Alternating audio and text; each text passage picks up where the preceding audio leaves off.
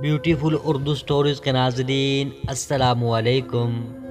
ہم نے ذہین کسان اور بیوقوف عورت کی کہانی کو شروع کیا ہے، جس کا ہم نے پارٹ 1 اپلوڈ کیا، اور پارٹ 1 کے اندر ہم نے بتایا کس طرح بیوقوف عورت نے گوشت اور سرکے کو اپنی بیوقوفی کی وجہ سے ضائع کر دیا۔ پارٹ 2 کے اندر ہم آپ کو یہ بتائیں گے کہ بیوقوف عورت نے گوشت اور سرکے کی بیوقوفی کو چھپانے کے لیے اتنی بڑی بیوقوفی کر دی، جس کو سن کر آپ لوگ حیران رہ جائیں گے۔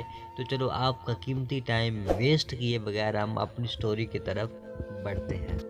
بیوقوف عورت نے جب یہ بیوقوفی کر دی، یہ دیکھ کر اس کا منہ رونے والا ہو گیا کہ اب کیا ہوگا۔ جب یہ شوہر کو پتہ چلے گا تو وہ بہت ناراض ہوگا۔ پریشانی کے عالم میں وہ وہاں کھڑی یہ سب دیکھتی رہی کہ اب کیا کرے۔ اچانک اس کی نظر آٹے کی ایک بہت بڑی بوری پر پڑی، جو اس کا شوہر چند دن پہلے ہی چکی سے خرید کر لایا تھا۔ یہ بوری دیکھتے ہی اس کے سیدھے سادے ذہن میں ایک ترکیب آئی کہ اگر وہ یہ آٹا فرش پر بکھیر دے تو وہ یہ سارا سرکہ جذب کر لے گا اور فرش اچھی طرح صاف ہو جائے گا۔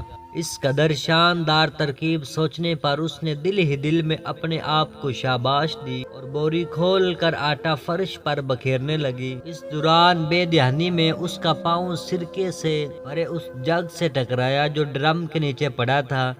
جگ بھی الٹ گیا تو اس کے اندر کا سارا سرکہ بھی بہہ گیا۔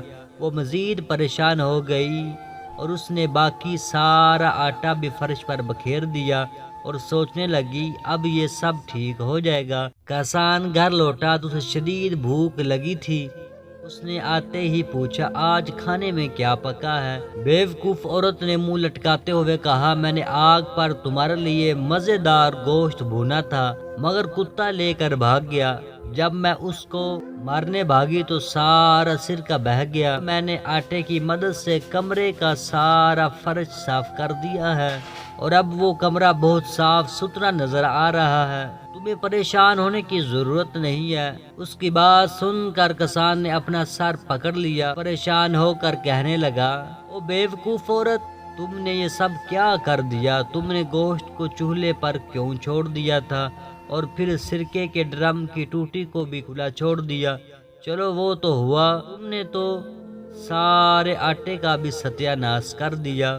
اس کی بات سن کر بیوی بھی تیز لہجے میں بولی اب میں کیا کروں؟ یہ سب کچھ تم مجھے پہلے نہیں بتا سکتے تھے، اس میں میری کیا غلطی ہے؟ کسان جانتا تھا کہ اس کی بیوی کم عقل ہے، لہذا اس کے ساتھ جھگڑا مناسب نہیں ہے۔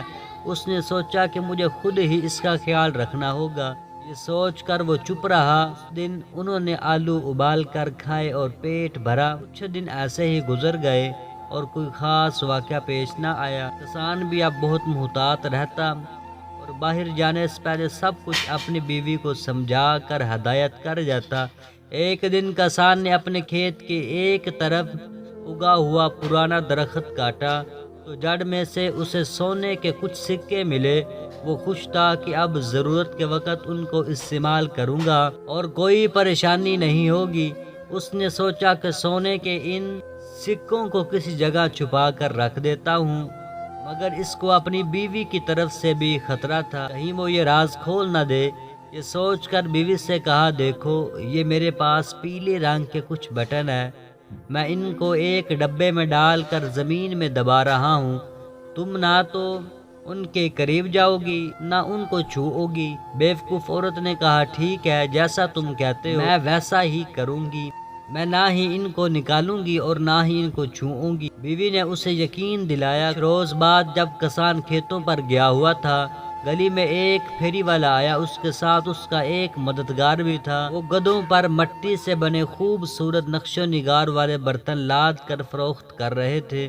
ان کی آواز سن کر کسان کی بیوی نے گلی میں جھانکا تو یہ برتن دیکھ کر اس کا بھی جی کیا کہ یہ خرید لینے چاہیے۔ یہ دیکھ کر پھیری والا پوچھنے والا کیا تم یہ برتن خریدنا چاہتی ہو؟ اس نے کہا ہاں، مگر میرے پاس اس وقت رقم نہیں ہے۔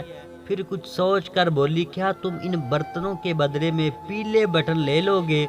پھیری والا اس کی یہ بات سن کر حیران رہ گیا اور پوچھنے لگا کیسے پیلے بٹن؟ کیا تم یہ پیلے بٹن دکھا سکتی ہو؟ کسان کی بیوی نے کہا وہ پیلے بٹن میرے شوہر نے ایک ڈبے میں ڈال کر صحن میں دبا دیے ہیں، مگر اس نے مجھے منع کیا ہے کہ میں ان کو ہاتھ نہ لگاؤں، اس لیے تم خود ہی ان کو نکال کر دیکھ لو۔ اس کی بات سن کر پھیری والا حیران رہ گیا اور وہ فوراً صحن میں جا کر وہ جگہ کھودنے لگا جہاں نشاندہی کی گئی تھی۔ ڈبے کے اندر جب اس نے سکے دیکھے تو وہ بہت زیادہ خوش ہوا، سارے سکے سمیٹ کر جیب میں ڈالے اور اس کے بدلے کسان کی بیوی کو اپنے سارے مٹی کے برتن دے کر اپنے ساتھی کے ساتھ فوراً وہاں سے 9-2-11 ہو گیا۔ وہ سمجھ گیا تھا کہ یہ عورت بہت بڑی بیوقوف ہے، جسے پیلے بٹنوں اور سونے کے سکوں کا فرق بھی معلوم نہیں۔ دوسری طرف کسان کی بیوی یہ سارے برتن حاصل کر کے بہت خوش تھی اور وہ سمجھ رہی تھی کہ اس نے پھیری والے کو لوٹ لیا ہے اور چند پیلے بٹنوں کے بدلے اتنے سارے برتن خرید لیے ہیں۔ خوشی خوشی اس نے وہ سارے برتن گھر میں ادھر ادھر سجا دیے۔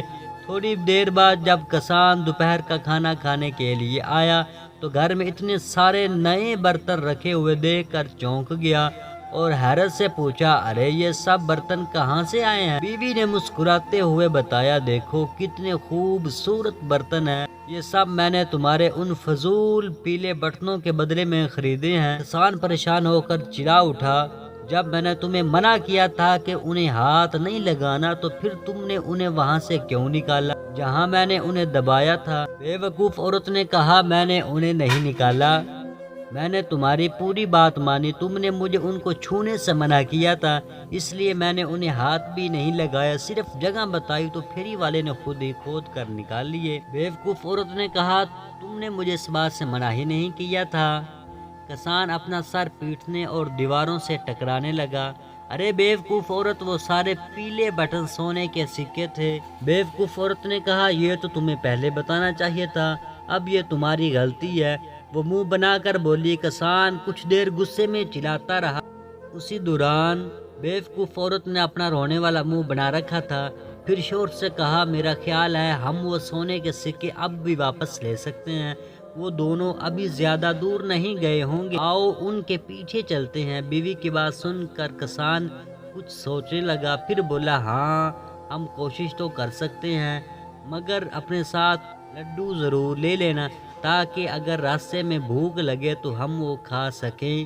بیوی نے ایک ٹوکری میں 2 لڈو رکھ لیے اور دونوں گھر سے نکل کر اس کی طرف چل پڑے۔ تو دوستو، ذہین کسان اور اس کی بیوقوف عورت جب سونے کے سکے ان پھیری والوں سے لینے کے لیے گھر سے نکلتے ہیں، ان کو سکے واپس ملتے ہیں یا نہیں ملتے، یا بیوقوف عورت پھر کوئی بیوقوفی کر ڈالتی ہے؟ تو دوستو، ہم یہ جانیں گے۔